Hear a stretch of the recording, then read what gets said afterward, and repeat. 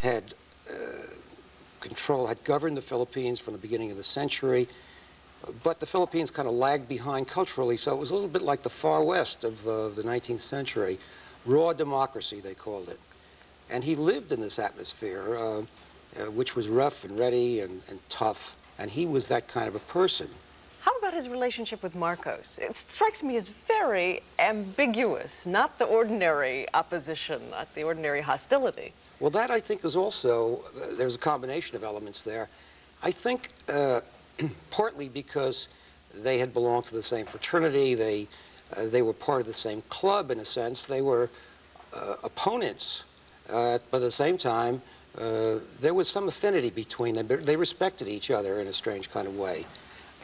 Also, I think possibly because of the American colonial experience and the cultural impact, there was a certain civility that they acquired towards each other. They recognized that they were in the same political game. Who stood to gain the most from his death, then? Whose purpose did it serve? I think it serves the purpose mostly of the extremists on one side or the other. Ninoy, as his nickname was, Aquino, was a moderate. He wanted to pull together the moderate opposition and even possibly make some sort of a deal with Marcos. That did not serve the purpose either of the left-wing extremists or the right-wing extremists and perhaps elements in the army that might want to take over eventually. Do you think this is the trigger that will lead to uprisings, perhaps the overthrow of Marcos, as some people are warning and fear? I'm not a prophet, but I do think that we're going to in for a period of instability.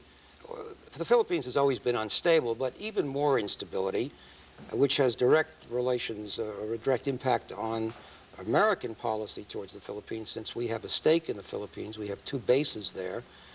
I personally believe that our relationship with the Philippines, especially in recent years, I would criticize it for our not putting enough pressure on the government to reform. Stan Karnow, again, our thanks to you so much for coming by this morning. Thanks a lot, Diane. And we will be back in a moment. Time now 20 minutes past the hour. The average car on the road gets 15.5 miles a gallon.